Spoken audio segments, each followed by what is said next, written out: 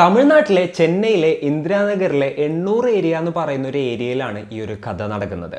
അന്ന് കൃത്യമായി പറഞ്ഞാൽ മെയ് 24, 2004 രാവിലെ ഏകദേശം ഒരു 8 മണിയൊക്കെ ആയിട്ടുണ്ടാവും. അവിടെയുള്ള ഒരു സ്ത്രീയുടെ വീട്ടിലോട്ട് കുറച്ച് ആളുകൾ ചെല്ലുകയാണ്. മറിയം ബീവി എന്നായിരുന്നു ആ സ്ത്രീയുടെ പേര്. സംഭവം എന്താണെന്ന് വെച്ച് കഴിഞ്ഞിട്ടുണ്ടെന്നുണ്ടെങ്കിൽ അവർ താമസിക്കുന്ന വീടിൻ്റെ അവിടെ നിന്ന് കുറച്ച് മാറിയിട്ട് വേറൊരു വീട് അവർ വാടക കൊടുത്തിട്ടുണ്ടായിരുന്നു. ആ ഒരു വീട്ടിൽ നിന്ന് എന്തൊക്കെയോ ദുർഗന്ധം വരുന്നുണ്ട് എന്ന് പറഞ്ഞിട്ട് ആളുകൾ കംപ്ലൈൻറ്റ് ചെയ്യാനായിരുന്നു അങ്ങോട്ട് എത്തിയത്. അവരുടെ മുഖത്ത് നോക്കുകയാണെന്നുണ്ടെങ്കിൽ എന്തൊക്കെയോ ഒരു ഭയമൊക്കെ ഉണ്ടായിരുന്നു. അപ്പോൾ കഴിഞ്ഞ ദിവസവും ഇതേപോലെ തന്നെ ആളുകൾ വന്ന് ഈ ഒരു മറിയം ബീവിയുടെ അടുത്ത് കംപ്ലൈൻറ്റ് പറഞ്ഞിട്ടുണ്ടായിരുന്നു അവിടെ നിന്ന് സ്മെല്ല് വരുന്നുണ്ട് എന്നുള്ളത്. ആ സമയത്ത് അവരത് കാര്യമാക്കിയില്ല. വല്ല പല്ലിയെ പരിച്ച പട്ടി എങ്ങാനും ചത്ത് കിടക്കുകയായിരിക്കും, നിങ്ങളൊന്ന് നോക്കുക എന്നുള്ളൊരു രീതിയിലായിരുന്നു അവരുടെ അടുത്ത് പറഞ്ഞിട്ടുണ്ടായിരുന്നത്.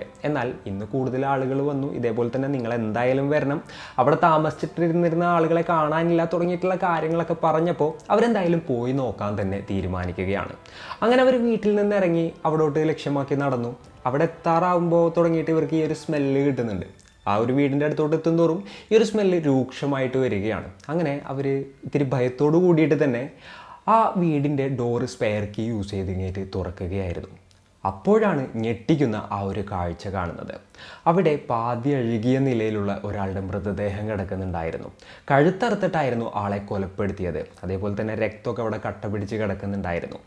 ഇത് കണ്ട് ഞെട്ടിത്തെരിച്ചു പോയ നാട്ടുകാർ ഉടനെ തന്നെ പോലീസിനെ വിവരമറിയിക്കുകയാണ്. വിവരം പറഞ്ഞ പോലീസുകാർ ഉടനെ തന്നെ അങ്ങോട്ടെത്തി.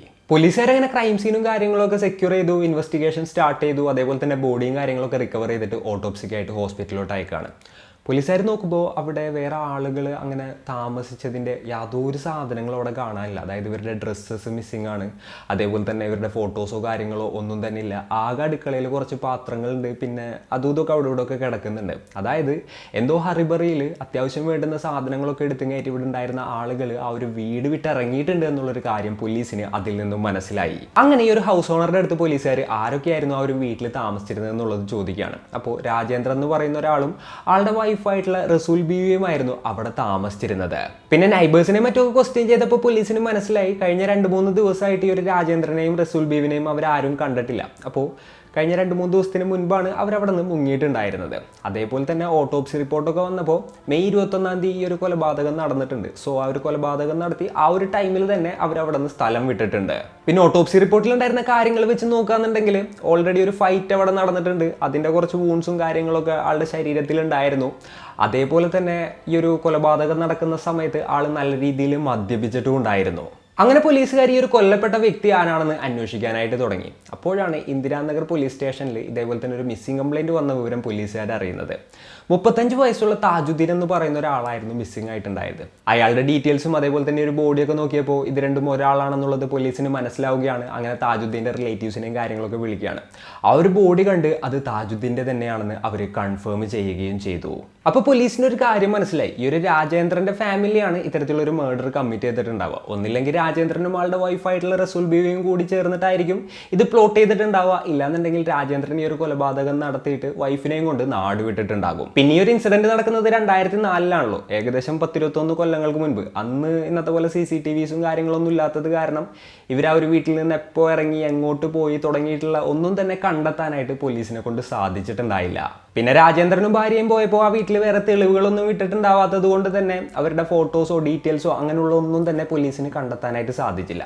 ഫർദർ ഇൻവെസ്റ്റിഗേഷനിൽ പരമശിവം എന്നാണ് ഇയാളുടെ അച്ഛൻ്റെ പേരെന്നുള്ളത് പോലീസിന് മനസ്സിലായി. പിന്നെ ആളൊരു വർഷം മുൻപ് മരിച്ചതാണ്. ആളും ഈ ഒരു ചെന്നൈയിൽ ആ ഭാഗത്തൊക്കെ തന്നെയായിരുന്നു ഉണ്ടായിരുന്നതെന്നും പോലീസിന് മനസ്സിലാവുകയാണ്. പിന്നെ തമിഴ്നാട്ടിലെ കടലൂരാണ് ഇവരുടെ സ്വന്തം ഗ്രാമം എന്നുള്ളത് പോലീസുകാർ മനസ്സിലാക്കി നേരെ അങ്ങോട്ടും പോയിട്ട് അന്വേഷിക്കുകയാണ്. എന്നാൽ രാജേന്ദ്രൻ അവിടെ നിന്ന് മുങ്ങിയിട്ട് ഇതേപോലെ തന്നെ കടലൂർ ഏരിയയിലോട്ട് പോയിട്ടേ ഉണ്ടായിരുന്നില്ല. അതുകൊണ്ട് തന്നെ അവിടെ തപ്പിയിട്ട് ആളെക്കുറിച്ച് ഇങ്ങോട്ട് ഒന്നും തന്നെ പോലീസിന് കണ്ടെത്താനും ആ ഒരു സമയത്ത് സാധിച്ചില്ല. പോലീസുകാർ എന്തായാലും തന്നെ തപ്പി തൻ്റെ നാട്ടിലോട്ട് വരുന്നുള്ളത് അയാൾ ഗസ് ചെയ്തിട്ടുണ്ടാവും. അതുകൊണ്ട് തന്നെ ആൾ അങ്ങോട്ട് പോയില്ല. ആൾ വേറെ എവിടെക്കോ മുങ്ങുകയായിരുന്നു.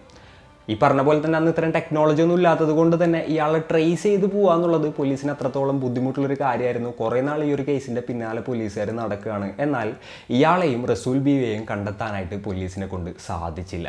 വർഷങ്ങൾ കഴിഞ്ഞു ഈ ഒരു കേസ് കോൾഡ് കേസായിട്ട് മാറുകയാണ്. എന്നാൽ 21 വർഷങ്ങൾക്ക് ശേഷം ഈ ഒരു കേസ് റീഓപ്പൺ ചെയ്യുന്നൊരു സാഹചര്യമാണ് ഉണ്ടായത്. ആ ഒരു സമയത്താണ് സ്പെഷ്യൽ ഇൻറ്റൻസീവ് റിവിഷൻ, അതായത് SIRൻ്റെ ഫോമിൻ്റെ പരിപാടികളും കാര്യങ്ങളൊക്കെ നടത്തുന്നത്. BLOമാർ നമ്മളൊക്കെ വീട്ടിൽ വന്ന് കഴിഞ്ഞിട്ട് ബാക്കി പരിപാടികളും ചോദിച്ചൊക്കെ പോയിട്ടുണ്ടായിരുന്നില്ലേ. അപ്പോൾ അത്തരത്തിലുള്ള ഡീറ്റെയിൽസൊക്കെ ഗവൺമെൻറ് കളക്ട് ചെയ്യുന്നതും അതേപോലെ തന്നെ നമ്മൾ എന്താ പറയുക ലിസ്റ്റിൽ ആഡ് ചെയ്യേണ്ട കാര്യങ്ങൾ ഇങ്ങനെയുള്ള ഒരുപാടധികം പരിപാടികൾ നടന്നുകൊണ്ടിരിക്കുന്ന ആ ഒരു സമയം കൂടിയായിരുന്നു ഇത്. അപ്പോൾ നേരെ അത് ത്രൂ തമിഴ്നാട് പോലീസ് ഈ ഒരു കേസ് അന്വേഷിച്ചിങ്ങായിട്ട് സോൾവ് ചെയ്യുന്നൊരു സാഹചര്യമാണ് ഉണ്ടായത്. അപ്പോൾ ഈ ഒരു 21 വർഷങ്ങൾക്ക് ശേഷം എങ്ങനെയാണ് പോലീസുകാർ ഈ ഒരു കേസ് റീഇൻവെസ്റ്റിഗേറ്റ് ചെയ്തത്, എങ്ങനെയാണ് അതിവിദഗ്ധമായി ഇയാളെ പിടികൂടിയത് തുടങ്ങിയിട്ടുള്ള കാര്യങ്ങളൊക്കെ തന്നെയാണ് ഇന്നത്തെ വീഡിയോയിലൂടെ നമ്മൾ സംസാരിക്കാനായിട്ട് പോകുന്നത്. Hello guys, welcome back to the channel.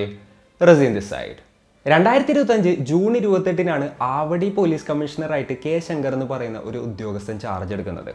അദ്ദേഹം ഒരുപാട് ഹൈ പ്രൊഫൈൽ കേസുകളും മറ്റൊക്കെ അന്വേഷിച്ചിട്ടുള്ള ഒരു ഉദ്യോഗസ്ഥനാണ്. പോലീസിലെ തന്നെ, തമിഴ്നാട് പോലീസിലെ തന്നെ എന്താ പറയുക, കറപ്റ്റഡ് അല്ലാത്ത നല്ല രീതിയിൽ കേസ് അന്വേഷിക്കുന്ന ഒരു ഉദ്യോഗസ്ഥൻ എന്നുള്ള പേരൊക്കെ സമ്പാദിച്ചിട്ടുള്ള ഒരു വ്യക്തിയാണ്. അപ്പോൾ അദ്ദേഹം അവിടെ ചാർജ് എടുത്തപ്പോൾ ഇതേപോലെ തന്നെയുള്ള കോൾഡ് കേസുകൾ കാര്യങ്ങളെക്കുറിച്ച് ഇങ്ങനെയൊക്കെ അന്വേഷിക്കുന്ന ഒരു സിറ്റുവേഷൻ ഉണ്ടായി. അപ്പോൾ ഇത്രയും കാലങ്ങളായിട്ട് സോൾവ് ചെയ്യാതെ കിടക്കുന്ന മേജറായിട്ടുള്ള കേസുകൾ എടുക്കാനായിട്ട് അദ്ദേഹത്തിൻ്റെ അണ്ടറിലുള്ള എല്ലാ പോലീസ് സ്റ്റേഷനിലോട്ടും അലേർട്ട് കൊടുക്കുകയായിരുന്നു. അങ്ങനെയാണ് നമ്മളെ 800 പോലീസ് സ്റ്റേഷനിലത്തെ ഓഫീസേഴ്സ് ഈ 21 വർഷങ്ങൾക്ക് മുൻപ് നടന്ന 35 വയസ്സുള്ള താജുദ്ദീൻ്റെ കൊലപാതകത്തിൻ്റെ കേസ് റീഓപ്പൺ ചെയ്യുന്നത്. എന്നിട്ട് കമ്മീഷണറുടെ അടുത്ത് ഈ ഒരു കേസിനെ കുറിച്ച് ഇങ്ങനെ ഡിസ്കസ് ചെയ്തപ്പോൾ നമുക്ക് എന്തായാലും ഈ ഒരു കേസ് സോൾവ് ചെയ്യാമെന്നുള്ള രീതിയിലായിരുന്നു അദ്ദേഹം പ്രതികരിച്ചത്.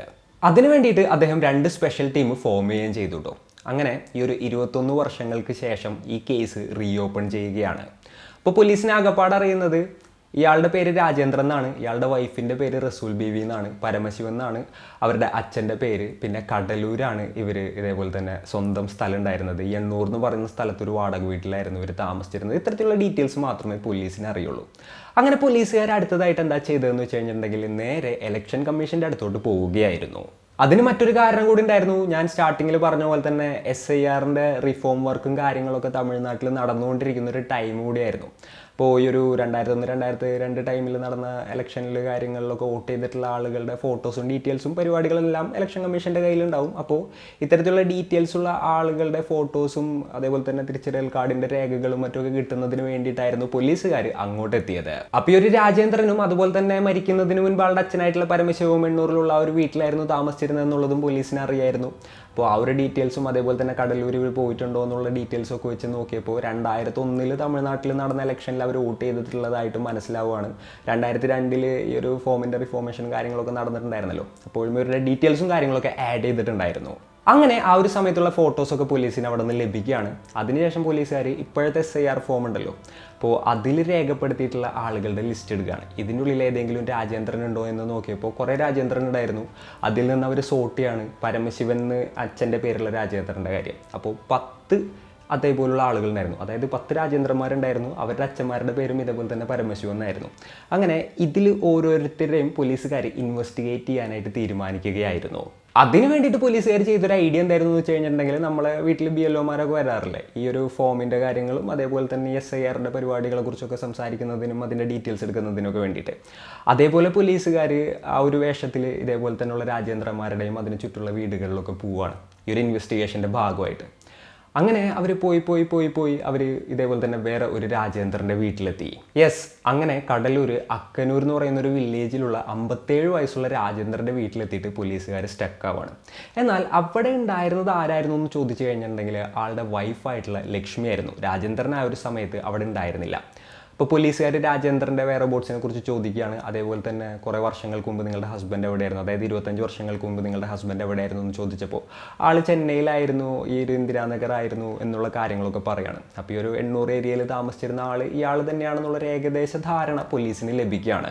അങ്ങനെ പോലീസുകാർ പുതിയ SIRൻ്റെ ഫോമിൽ ഒട്ടിക്കുന്നതിന് വേണ്ടിയിട്ട് നിങ്ങളുടെ ഹസ്ബൻഡിൻ്റെ ലേറ്റസ്റ്റ് ആയിട്ടുള്ള ഫോട്ടോ വേണമെന്ന് പറയാണ്. അങ്ങനെ അവരകത്ത് പോയിട്ട് ആളുടെ ഒരു ലേറ്റസ്റ്റ് ആയിട്ടുള്ള പാസ്പോർട്ട് സൈസ് ഫോട്ടോയും കാര്യങ്ങളും കൊണ്ട് പോലീസിന് കൊടുക്കുകയാണ്. അപ്പോൾ പോലീസുകാർ ആ ഒരു ഫോട്ടോയും അതേപോലെ തന്നെ ഇവർക്ക് ഓൾറെഡി ഇലക്ഷൻ കമ്മീഷൻ്റെ കയ്യിൽ നിന്നും മറ്റവരുടെ ഫോട്ടോ കിട്ടിയിട്ടുണ്ടായിരുന്നല്ലോ, പഴയ ഫോട്ടോ, അത് വെച്ച് ഇങ്ങനെ കമ്പയർ ചെയ്ത് നോക്കിയപ്പോൾ ഈ രാജേന്ദ്രൻ തന്നെയാണ് മറ്റേ രാജേന്ദ്രൻ എന്നുള്ളത് പോലീസിന് മനസ്സിലാവുകയും ചെയ്തു. അപ്പോൾ ഓക്കെ, ഇതാളുടെ വീടാണെന്ന് മനസ്സിലായി, പക്ഷേ ആൾ സ്ഥലത്തില്ല. അപ്പോൾ ആളെക്കുറിച്ച് ഇങ്ങനെ കൂടുതൽ ഡീറ്റെയിൽസ് വേണം. അങ്ങനെ ക്വസ്റ്റ്യൻ ചെയ്തപ്പോഴാണ് പോലീസിന് വേറെയും കാര്യങ്ങൾ മനസ്സിലാവുന്നത്. ഈ രാജേന്ദ്രൻ എന്നുള്ളത് ഇപ്പോഴും ആളുടെ ലീഗൽ ഡോക്യുമെൻറ്റ്സിൽ മാത്രമുള്ള പേരാണ്. ഇപ്പോൾ ആൾ റഫീഖാണ്. യെസ്, ആൾ മതം മാറി ഇസ്ലാം മതം സ്വീകരിച്ചിങ്ങേറ്റ് റഫീഖ് എന്നുള്ളൊരു പേരിലായിരുന്നു ആ ഒരു സമയത്തൊക്കെ എല്ലാവരുടെ അടുത്തും ഇടപഴകിയിരുന്നത്. അതുപോലെ തന്നെ ആളുടെ ജോലിയുടെ കാര്യം പറയുകയാണെന്നുണ്ടെങ്കിൽ സാമ്പ്രാണി പോക്കുന്ന ജോലിയായിരുന്നു ആൾ ചെയ്യുന്നുണ്ടായിരുന്നത്. സോ മുസ്ലിംസ് ആണ് ഇത്തരത്തിലുള്ള കാര്യങ്ങളൊക്കെ ചെയ്യുക. അപ്പോൾ ആ ഒരു ജോലിയുടെ ഒരു എളുപ്പത്തിന് വേണ്ടിയിട്ടായിരുന്നു താൻ മതം മാറിയതെന്നുള്ളൊരു തരത്തിലായിരുന്നു ആൾ ലക്ഷ്മിയുടെ അടുത്ത് പറഞ്ഞിട്ടുണ്ടായിരുന്നത്. പോലീസുകാർ നോക്കുമ്പോൾ ഈ ഒരു SIR ഫോമിന് വേണ്ടിയിട്ടാണെന്ന് പറഞ്ഞു കഴിഞ്ഞിട്ട് അവർ ചോദിക്കുന്ന ചോദ്യങ്ങൾക്കൊക്കെ ലക്ഷ്മി കറക്റ്റായിട്ടുള്ള ഉത്തരങ്ങൾ കാര്യങ്ങളൊക്കെ പറയുന്നുണ്ട്. ഇയാളുടെ യഥാർത്ഥ ഭാര്യയാണ് ലക്ഷ്മി എന്നുള്ളത് പോലീസിന് മനസ്സിലായി. പക്ഷേ പോലീസിൻ്റെ റെക്കോർഡ്സിലും മറ്റൊക്കെ ഉള്ളത് ഈ ഒരു റസൂൽ ബീവി എന്ന് പറഞ്ഞിട്ടുള്ള ഒരു ഭാര്യയാണ്. അപ്പോൾ ആ ഒരു സ്ത്രീ എവിടെ പോയി എന്നുള്ളൊരു സംശയവും പോലീസിനുണ്ടായിരുന്നു. പിന്നെ ഇയാൾ മതം മാറി, ഇവിടെ ഒരു ഭാര്യ, അങ്ങനെ കുറച്ച് കൺഫ്യൂഷൻസ് ആ ഒരു സമയത്ത് പോലീസിന് ഉണ്ടാവുകയാണ്. അങ്ങനെ പോലീസുകാർ അടുത്തതായിട്ട് രാജേന്ദ്രൻ്റെ അടുത്ത് സംസാരിക്കണം എന്നുള്ളത് ഈ ഒരു ലക്ഷ്മിൻ്റെ അടുത്ത് പറയാണ്. അപ്പോൾ ലക്ഷ്മി തൻ്റെ ഫോൺ എടുത്ത് കഴിഞ്ഞിട്ട് ഹസ്ബൻഡിനെ വിളിച്ച് ഇവരുടെ കയ്യിൽ കൊടുക്കുകയാണ്. ഇവരിതേപോലെ തന്നെ ഡീറ്റെയിൽസും കാര്യങ്ങളൊക്കെ ചോദിച്ചു. അപ്പോൾ ഇയാളുടെ നമ്പറും കാര്യങ്ങളൊക്കെ വാങ്ങി, എന്നിട്ട് നമ്പറൊക്കെ ട്രാക്ക് ചെയ്യാണ്. അപ്പോൾ ബാംഗ്ലൂർ മടിവാള ഏരിയയിലാണ് ആളുള്ളത് എന്നുള്ളൊരു വിവരം പോലീസിന് ലഭിക്കുകയാണ്. അങ്ങനെ അവിടെയുള്ള പോലീസിൻ്റെ ഹെൽപ്പോട് കൂടിയിട്ട് ഇയാളെ ട്രാക്ക് ചെയ്യാണ്. അങ്ങനെ കറക്റ്റായിട്ട് ഇയാളെ ലൊക്കേറ്റ് ചെയ്തിട്ട് ഇയാളെ പിടികൂടുകയും ചെയ്തു. എന്നാൽ ഇയാളെ പോലീസ് പിടിക്കുന്ന സമയത്ത് ഇയാളെ തൊപ്പിയൊക്കെ വെച്ച് ഫുള്ള് താടിയൊക്കെ വെച്ചിട്ടൊരു മുസ്ലിമിനെ പോലെ ആയിരുന്നു ഉണ്ടായിരുന്നത്. അങ്ങനെ പോലീസുകാർ ഇയാളുടെ അടുത്ത് ആധാർ കാർഡും കാര്യങ്ങളൊക്കെ ചോദിക്കുകയാണ്. അപ്പോൾ ഇയാളുടെ IDസും കാര്യങ്ങളൊക്കെ കണ്ടപ്പോൾ ഇത് തന്നെയാണ് രാജേന്ദ്രൻ എന്ന് മനസ്സിലായി. ആൾ പെട്ടെന്ന് തന്നെ ഷോക്കായി പോവാണ്. പോലീസുകാർ തന്നെ വന്ന് കയറി പിടിച്ചത് കണ്ടിട്ട് ആൾക്ക് എന്തിനാണ് ഏതാണെന്നുള്ളതൊന്നും മനസ്സിലായില്ല. പിന്നീട് കുറച്ച് നേരത്തെ ചോദ്യം ചെയ്യലിനുള്ളിൽ തന്നെ താനാണ് രാജേന്ദ്രനും അതേപോലെ തന്നെ താനാണ് അന്നത്തെ ആ ഒരു മർഡർ കമ്മിറ്റ് ചെയ്തതെന്നുള്ളതും ഇയാൾ സമ്മതിക്കുന്നൊരു സാഹചര്യമായിരുന്നു ഉണ്ടായത്. അങ്ങനെ പോലീസുകാർ രാജേന്ദ്രൻ്റെ അടുത്ത് എന്ത്, എങ്ങനെ, എപ്പോഴാണ് നടന്നത് തുടങ്ങിയിട്ടുള്ള കാര്യങ്ങളെല്ലാം തന്നെ ചോദിക്കുകയാണ്. അപ്പോൾ അയാളുടെ കഥ പറയാനായിട്ട് തുടങ്ങി. രാജേന്ദ്രൻ കടലൂരൊക്കെ തന്നെയാണ് ജനിച്ചു വളർന്നത്. എന്നാൽ ചെറിയ പ്രായത്തിൽ തന്നെ ആൾ ചെന്നൈയിലോട്ട് പോവുകയാണ് അച്ഛൻ്റെ കൂടെ. എന്നിട്ട് അവിടെ പല പല പണികളും കാര്യങ്ങളൊക്കെ ചെയ്യാനായിട്ട് തുടങ്ങി. പല തരത്തിലുള്ള ജോലികളും മറ്റുമൊക്കെ ചെയ്ത് കഴിഞ്ഞിട്ട് ആളുടെ ലൈഫും കാര്യങ്ങളൊക്കെ ഇങ്ങനെ തള്ളി നീക്കുകയായിരുന്നു. അപ്പോൾ അതിൻ്റെ ഇടയിലാണ് ഈ ഒരു ലക്ഷ്മിയെ വിവാഹം കഴിക്കുന്നത്. അത് കടലൂരിൽ നിന്നായിരുന്നു. അപ്പോൾ ആ ഒരു സ്ത്രീയെ നാട്ടിൽ വന്നു കഴിഞ്ഞിട്ട് അവിടെ വെച്ച് വിവാഹം കഴിച്ചു. അതിനുശേഷം അയാൾ ജോലിയുടെ ആവശ്യത്തിന് വേണ്ടിയിട്ട് തിരിച്ച് ചെന്നൈയിലോട്ട് പോകുമായിരുന്നു. ലക്ഷ്മി ഒരിക്കലും ചെന്നൈയിലോട്ട് ആൾ കൊണ്ടുപോയിട്ടുണ്ടായിരുന്നില്ല. ആ ഒരു സമയത്ത് നോക്കുകയാണെന്നുണ്ടെങ്കിൽ 800 ആ വീട്ടിൽ രാജേന്ദ്രനും ആളുടെ അച്ഛനൊക്കെ ആയിരുന്നു താമസിക്കുന്നുണ്ടായിരുന്നത്. ആ സമയത്ത് തന്നെയാണ് ആൾ റസൂൽ ബീവി എന്ന് പറയുന്ന ആ ഒരു സ്ത്രീയെ കാണുന്നതും പരിചയപ്പെടുന്നതും പിന്നീട് പ്രണയത്തിലാകുന്നതും.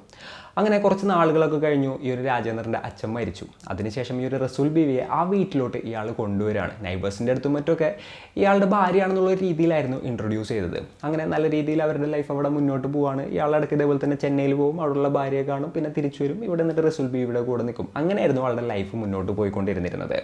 എന്നാൽ അതിനിടയിൽ ആൾ വേറെ ചില ജോലികൾ ചെയ്യാനായിട്ട് തുടങ്ങി. വേറൊന്നുമില്ല, പ്രോസ്റ്റിറ്റ്യൂട്ട്സിനെ കസ്റ്റമേഴ്സിനെ മുട്ടിച്ചു കൊടുക്കുന്ന ഒരു ജോലി, അതായത് പിമ്പിങ് എന്ന് പറയുന്ന ഒരു പരിപാടി ആൾ സ്റ്റാർട്ട് ചെയ്യാണ്. അതിൻ്റെ ഉള്ളിൽ നിന്നും അയാൾക്ക് അത്യാവശ്യം നല്ല രീതിയിൽ വരുമാനങ്ങളും മറ്റൊക്കെ വരാനും തുടങ്ങി. ആ ഒരു സമയത്താണ് ഇയാൾ താജുദ്ദീനെ പരിചയപ്പെടുന്നത്. താജുദ്ദീൻ രാജേന്ദ്രൻ്റെ സ്ഥിരം ക്ലയൻ്റ് ആയിരുന്നു. അങ്ങനെ അവർ സ്ഥിരമായിട്ട് കാണാനായിട്ട് തുടങ്ങി. അതിനുശേഷം അവർ സുഹൃത്തുക്കളാവുകയാണ്. പിന്നീട് അവർ ഒരുമിച്ച് മദ്യപിക്കാനായിട്ട് തുടങ്ങി. പിന്നെ ഒരു താജുദ്ദീൻ്റെ ഇടയ്ക്ക് രാജേന്ദ്രൻ്റെ വീട്ടിൽ വന്നിങ്ങേറ്റ് മദ്യപിക്കാനായിട്ട് തുടങ്ങി.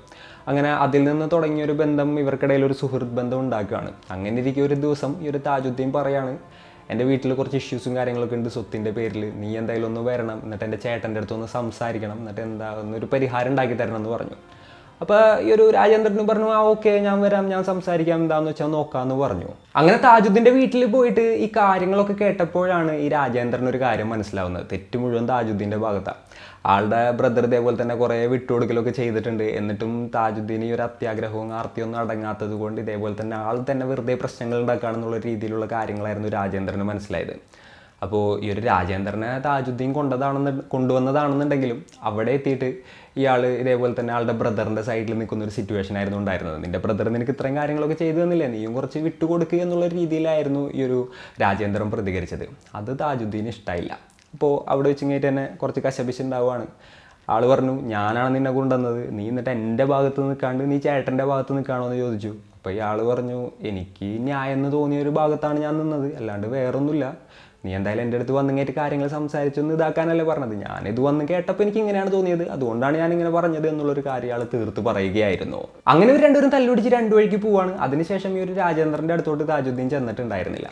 അങ്ങനെ കുറച്ച് ദിവസങ്ങൾ കഴിഞ്ഞു. മാർക്കറ്റിൽ വെച്ച് കയറ്റി ഒരു താജുദ്ദീനെ രാജേന്ദ്രൻ കാണാണ്. അപ്പോൾ ആളുടെ അടുത്ത് നിന്ന് സംസാരിക്കാനായിട്ട് നോക്കി. അപ്പോൾ ആളിങ്ങനെ മാറി പോവാണ്. അപ്പോൾ എന്തായാലും ആ ഒരു ദേഷ്യം മാറിയിട്ടില്ല എന്നുള്ളത് രാജേന്ദ്രന് മനസ്സിലാവുകയാണ്. പിന്നെയും രാജേന്ദ്രൻ ഇതേപോലെ തന്നെ എന്താ പറയുക, പിന്നാലെ പോയി കഴിഞ്ഞിട്ട് നമുക്ക് 2 അടിക്കാന്നൊക്കെ പറഞ്ഞു കഴിഞ്ഞിട്ട് അയാളൊന്ന് സമാധാനിപ്പിക്കാനായിട്ട് ശ്രമിക്കുകയാണ്. അങ്ങനെ താജുദ്ദീൻ്റെ അടുത്ത് പറഞ്ഞ് രാജേന്ദ്രൻ താജുദ്ദീനെയും കൊണ്ട് ഇങ്ങനെ നേരെ തൻ്റെ വീട്ടിലോട്ട് പോവാണ്. കാര്യങ്ങളൊക്കെ പറഞ്ഞ് സോൾവ് ആക്കുന്നതിന് വേണ്ടിയിട്ട് അവരൊരു കുപ്പിയൊക്കെ വാങ്ങി രണ്ടുപേരും മദ്യപിക്കാനായിട്ട് തുടങ്ങി. അപ്പോൾ ഈ ഒരു താജുദ്ദീൻ്റെ ദേഷ്യം ചെറുതായിട്ട് ഇങ്ങനെ കെട്ടടങ്ങിയിട്ടുണ്ടായിരുന്നു. എന്നാൽ മദ്യപിച്ച് ഈ പറഞ്ഞ പോലെ തന്നെ അത്യാവശ്യം ഹൈ ആയ ഒരു സമയത്ത് പിന്നെയും ഈ പ്രശ്നങ്ങൾ അവിടെ വീണ്ടും ഉണ്ടാവുമായിരുന്നു. താജുദ്ദീൻ പറഞ്ഞു, ഞാൻ എന്തായാലും നിന്നെ കൊണ്ടുപോയിട്ട് നീ എൻ്റെ ഭാഗത്ത് കണ്ട് ചേട്ടൻ്റെ ഭാഗത്ത് നിന്ന് എന്തായാലും ഒരുമാതിരി ചെറ്റത്തരായി പോയി, അങ്ങനെയൊന്നും കാണിക്കാൻ പാടില്ലായിരുന്നു എന്ന് പറഞ്ഞു. അപ്പോൾ ഈ ഒരു രാജേന്ദ്രൻ ഓൾറെഡി മദ്യപിച്ചിട്ടുണ്ടായിരുന്നില്ല. ആൾ പറഞ്ഞു, ഞാൻ ന്യായെന്നുള്ളൊരു സംഭവം കണ്ടപ്പോൾ അവിടെ നിന്നു, അതിലെനിക്ക് ഇത്ര വലിയ തെറ്റായിട്ടൊന്നും തോന്നണില്ല, നിൻ്റെ ഭാഗത്ത് തന്നെയാണ് തെറ്റെന്ന് പറഞ്ഞു. അപ്പോൾ അടുത്തതായിട്ട് ഈ ഒരു താജുദ്ദീൻ രാജേന്ദ്രൻ്റെ അടുത്ത് പറഞ്ഞൊരു കാര്യം എന്താണെന്ന് വെച്ച് കഴിഞ്ഞിട്ടുണ്ടെങ്കിൽ, നീ വലിയ ന്യായമൊന്നും പറയാൻ നിൽക്കണ്ട, നീ എങ്ങനത്തെ പണി ചെയ്യുന്ന ആളാണെന്ന് ചോദിച്ചു. അപ്പോൾ ഓക്കെ, ഞാൻ പെണ്ണുങ്ങളൊക്കെ കൂട്ടി കൊടുക്കുന്ന ഒരാൾ തന്നെയാണ്, എന്നാൽ എൻ്റെ ഭാഗത്ത് ഒരുപാടധികം തെറ്റുകൾ കാര്യങ്ങളൊക്കെ ഉണ്ട്, എന്നാലും നീ ചെയ്യുന്നത്ര വലിയ ന്യായീകരിക്കാൻ പറ്റിയൊരു കാര്യമൊന്നുമില്ല എന്ന് പറഞ്ഞു. അങ്ങനെ ഇതിൻ്റെ കാര്യം പറഞ്ഞു കഴിഞ്ഞിട്ട് ഇവർ തമ്മിൽ അടിയായി. നീ മോശപ്പെട്ടവനാണ്, നിനക്ക് ഇതൊന്നും പറയാനുള്ള യാതൊരു യോഗ്യതയില്ല, വേണ്ടി വന്നാൽ നീ നിൻ്റെ ഭാര്യ വരെ കൂട്ടിക്കൊടുത്തിങ്ങായിട്ട് കാശുണ്ടാക്കും, ആ ഒരു രീതിയിലുള്ള സംസാരങ്ങളൊക്കെ ആയി. അങ്ങനെ ഇതിൻ്റെ പേരും പറഞ്ഞ് ഇവർ രണ്ടുപേരും തമ്മിൽ ഭയങ്കര അടിയാവാണ്. അപ്പോൾ അത്യാവശ്യം നല്ല മിഡ് നൈറ്റൊക്കെ ആയിട്ടുണ്ടായിരുന്നു. ഈ ഒരു അടിയും കാര്യങ്ങളും പുറത്തുള്ള വീട്ടുകാരൊന്നും അറിഞ്ഞില്ല. എന്നാൽ വീട്ടിൽ ഉറങ്ങി കിടന്നിരുന്ന ആളുടെ വൈഫായിട്ടുള്ള റസൂൽ ബീവി സൗണ്ട് കേട്ടിങ്ങായിട്ട് എന്താ പറയുക നോക്കുകയാണ്. സൗണ്ട് കേട്ട് എന്തോ ഒരു ഒച്ചയും ബഹളവും കേട്ടിങ്ങായിട്ട് അവർ ഡോറ് തുറന്ന് നോക്കിയപ്പോൾ കണ്ട കാഴ്ച അതിഭീകരമായിരുന്നു. സംഭവം എന്താണെന്ന് വെച്ച് കഴിഞ്ഞിട്ടുണ്ടെങ്കിൽ, ഈ ഒരു താജുദ്ദീൻ്റെ കഴുത്തറക്കുന്ന രാജേന്ദ്രനെ ആയിരുന്നു അവർ കണ്ടത്. ഇത് കണ്ട് അവരാകെ ഷോക്കായിപ്പോയി. ഈ ഒരു തല്ലുപിടുത്തത്തിൻ്റെ ഇടയിൽ രാജേന്ദ്രൻ എന്താ ചെയ്തതെന്ന് വെച്ച് കഴിഞ്ഞിട്ട് ഒരു കത്തി എടുത്തങ്ങായിട്ട് ഈ താജുദ്ദീൻ്റെ കഴുത്തറുത്ത് കൊലപ്പെടുത്തുകയായിരുന്നു. അപ്പോൾ ഈ ഒരു ആളുടെ വൈഫ് ഓടി വന്നിട്ട് നിങ്ങളെന്താണ് ഈ ചെയ്തതെന്നുള്ള കാര്യങ്ങളൊക്കെ ചോദിച്ചു. അപ്പോഴാണ് ആളെന്താ ചെയ്തതെന്നുള്ളതിനെ കുറിച്ചിട്ടൊരു ബോധം വന്നത്. അപ്പോൾ ആളെ മദ്യത്തിൻ്റെ ആ ഒരു കെട്ടൊക്കെ ചെറുതായിട്ട് ഇറങ്ങുകയാണ്. താൻ എന്താണ് ചെയ്തതെന്നുള്ളത് അപ്പോഴാണ് ആൾക്കൊരു ബോധത്തിൽ വന്നത്. അപ്പോൾ എന്തൊക്കെയാണെങ്കിലും ഇവിടെ നിന്ന് കഴിഞ്ഞിട്ടുണ്ടെങ്കിൽ പോലീസുകാർ പിടിക്കും, പിന്നെ ജീവിതം എന്തായാലും പോകുമെന്നുള്ളത് ആൾക്ക് മനസ്സിലായി. അപ്പോൾ ആളുടെ വൈഫിനോട് പറയാണ്, എന്തായാലും പറ്റിയത് പറ്റി, നമുക്ക് ഇവിടെ നിന്ന് എസ്കേപ്പ് ആവാം, ഇല്ലാന്നുണ്ടെന്നുണ്ടെങ്കിൽ നമ്മൾ പെടുമെന്ന് പറഞ്ഞു. അങ്ങനെ അവർ പെട്ടെന്ന് തന്നെ ഡ്രസ്സും സാധനങ്ങളെല്ലാം പാക്ക് ചെയ്യാണ്. എന്നിട്ട് അവിടെ നിന്ന് ആ ഒരു രാത്രിക്ക് രാത്രി നാട് വിടുകയും ചെയ്തു. അവർ രണ്ടുപേരും നേരെ പോയത് ബാംഗ്ലൂരോട്ടായിരുന്നു. അവിടെ എത്തി അവർ പുതിയൊരു ജീവിതം ആരംഭിക്കുകയാണ്. പിന്നീട് ഒരുപാട് നാളുകൾക്ക് ആൾ കടലൂർ പോയിട്ടുണ്ടായിരുന്നില്ല. എന്നാൽ അതിനുശേഷം ആൾ കടലൂർ പോവാണ്. എന്നിട്ട് ലക്ഷ്മിനെയും ആൾ നോക്കുകയാണ്. അതായത് അവിടെ ഒരു ഭാര്യയുണ്ട്, ഇടയ്ക്ക് അവരെ പോയി ഇങ്ങോട്ട് കാണും. അതേപോലെ തന്നെ ബാക്കിയുള്ള സമയം റസൂൽ ബിയുടെ കൂടെ കർണാടകയിൽ വന്ന് നിൽക്കും. അങ്ങനെയായിരുന്നു അവരുടെ ലൈഫും കാര്യങ്ങളൊക്കെ ഇങ്ങനെ മുന്നോട്ട് പോകുന്നുണ്ടായത്. ആ ഒരു ടൈമിലാണ് ഇയാൾ ഇതേപോലെ തന്നെ സാമ്പ്രാണി പോക്കുന്ന ജോലികളും കാര്യങ്ങളൊക്കെ ചെയ്തു തുടങ്ങുന്നത്. അപ്പോഴാണ് ആളുടെ ഭാര്യയായിട്ടുള്ള ലക്ഷ്മിയുടെ അടുത്ത് ഇത്തരത്തിലുള്ള കാര്യങ്ങളൊക്കെ പറയുന്നത്. അതായത് ഞാനിപ്പോൾ ചെയ്യുന്ന ജോലി ഇങ്ങനത്തേതാണ്, ഇതിന് വേണ്ടിയിട്ട് എനിക്ക് ഇസ്ലാം മതത്തിലോട്ട് മതം മാറേണ്ടി വരും, അപ്പോൾ ഞാൻ മതം മാറുകയാണെന്നൊക്കെ പറഞ്ഞു. അങ്ങനെ ആളുടെ ഐഡൻറ്റിറ്റിയും കാര്യങ്ങളൊക്കെ മാറ്റി ഇതേപോലെ തന്നെ വേറൊരു പേരിൽ ഒരു മുസ്ലിമായിട്ട് ആൾ ജീവിക്കുകയാണ്. അപ്പോൾ ആൾ പല സ്ഥലങ്ങളിൽ ട്രാവൽ ചെയ്തിട്ട്, അതായത് തമിഴ്നാട്ടിൽ സേലം അങ്ങനെയുള്ള സ്ഥലങ്ങളിലും അതേപോലെ തന്നെ എന്താ പറയുക കർണാടകയിലെ പല സ്ഥലങ്ങളിലും ട്രാവൽ ചെയ്തിട്ട് ഇതേപോലെ തന്നെ സാമ്പ്രാണി പോക്കുന്ന കാര്യങ്ങൾ ഇങ്ങനെ ചെയ്തുകൊണ്ടിരിക്കുകയായിരുന്നു. അയാൾ അതേപോലെ തന്നെ ഓരോ സ്ഥലങ്ങളിൽ പോകും, എന്നിട്ട് അവിടെയുള്ള ബസ് സ്റ്റാൻഡിലും മറ്റും കിടന്നുറങ്ങും, അല്ലെങ്കിൽ റെയിൽവേ സ്റ്റേഷനിൽ കിടന്നുറങ്ങും, അവിടുത്തെ വാഷ്റൂം യൂസ് ചെയ്യും, എന്നിട്ട് അവിടെ നിന്ന് കിട്ടുന്ന പൈസയും കാര്യങ്ങളൊക്കെ എടുക്കും. അങ്ങനെ പല നാടുകൾ ഇങ്ങനെ കറങ്ങിയിട്ടുള്ള ഒരു ജോലിയും കാര്യങ്ങളൊക്കെ ആയിരുന്നു ആളുടേത്. അപ്പോൾ അതൊക്കെ കഴിഞ്ഞ് കറങ്ങി തിരിഞ്ഞ് ആൾ റസൂൽ ബീവിയുടെ അടുത്ത് ചെല്ലും. അതേപോലെ തന്നെ അവിടെ കുറച്ച് ആൾ നിൽക്കും. അതേപോലെ തന്നെ ആൾ പിന്നെ ആളുടെ നാട്ടിലുള്ള കടലൂർ പോയിട്ട് ആളുടെ വൈഫായിട്ടുള്ള ലക്ഷ്മിനെ കാണും, പിന്നെ തിരിച്ചു വരും, പിന്നെ ഈ സാമ്പ്രാണി പോക്കുന്ന ജോലി ചെയ്യും. അങ്ങനെയായിരുന്നു ആളുടെ ലൈഫ് ഇത്രയും വർഷങ്ങളായിട്ട് ഇങ്ങനെ പോയിക്കൊണ്ടിരുന്നിരുന്നത്. സ്ഥിരമായിട്ട് ഒരു സ്ഥലത്ത് അധികം നേരം ആളിങ്ങനെ നിൽക്കാറുണ്ടായിരുന്നില്ല. ഇതൊക്കെ ചെയ്യാനുണ്ടായിരുന്ന ഒരു കാരണം എന്തായിരുന്നു എന്ന് വെച്ച് കഴിഞ്ഞിട്ടുണ്ടെങ്കിൽ, ആൾക്കറിയായിരുന്നു പോലീസുകാർ എന്തായാലും കടലൂരിലോട്ട് വരും, ആൾ അന്വേഷിക്കും എന്നുള്ളത്. അപ്പോൾ എത്ര വർഷം കഴിഞ്ഞിട്ടുണ്ടെന്നുണ്ടെങ്കിലും അത് ഒഴിവാക്കുന്നതിന് വേണ്ടിയിട്ടായിരുന്നു വല്ലപ്പോഴും ആൾ നാട്ടിൽ പോകാറുണ്ടായിരുന്നുള്ളൂ. അതേപോലെ തന്നെ പല സ്ഥലങ്ങളിൽ മാറി താമസിക്കാറുണ്ടായിരുന്നുള്ളൂ. ഇതൊക്കെ പോലീസിനെ തന്ത്രപൂർവ്വമായിട്ട് ഒഴിവാക്കുന്നതിന് വേണ്ടിയിട്ടായിരുന്നു. പിന്നെ പോലീസുകാർ അന്വേഷിച്ചപ്പോൾ ഇയാളുടെ പേരിൽ പിന്നെയും കേസുകൾ വരികയാണ്. അതായത് അവിടെ ഇവിടെ അടിപിടിയൊക്കെ ഉണ്ടാക്കിയ രീതിയിൽ കേസുകളൊക്കെ വന്നിട്ട് ആൾ പല സമയത്തായിട്ട് പോലീസ് സ്റ്റേഷനുകളിലൊക്കെ കയറിയിട്ടുണ്ട്. എന്നാൽ ആ സമയത്തൊക്കെ ഇയാളെ പേരും കാര്യങ്ങളൊക്കെ വേറെ, അതേപോലെ തന്നെ രാജേന്ദ്രൻ എന്നുള്ള ഒരു ഇതും പറയാറുണ്ട്, ഈ പറഞ്ഞ പോലെ തന്നെ ആൾ മതം മാറിയെന്നും പറയാറുണ്ട്. ഇങ്ങനെയുള്ള കൺഫ്യൂഷൻസ് ഒക്കെ വന്നതുകൊണ്ട് തന്നെ ഇയാൾ ഇത്തരത്തിലുള്ളൊരു പ്രതിയാണെന്നുള്ളത് ഒരു പോലീസിനും കണ്ടെത്താനായിട്ട് ഇത്രയും കാലമായിട്ട് സാധിച്ചിട്ടുണ്ടായിരുന്നില്ല.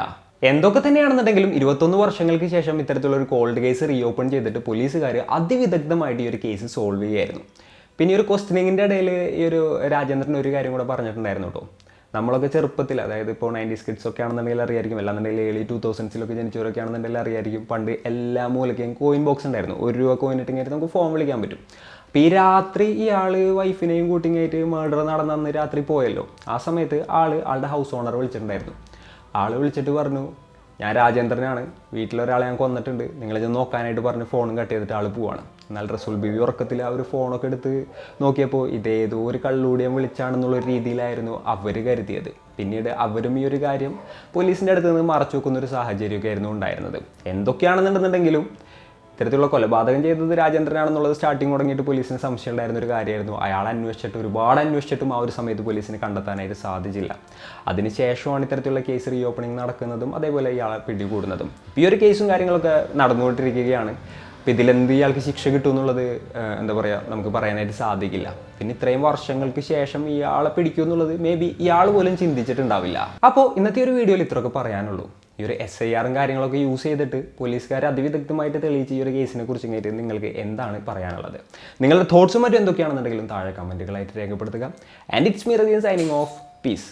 Stay peaceful guys. Stay safe.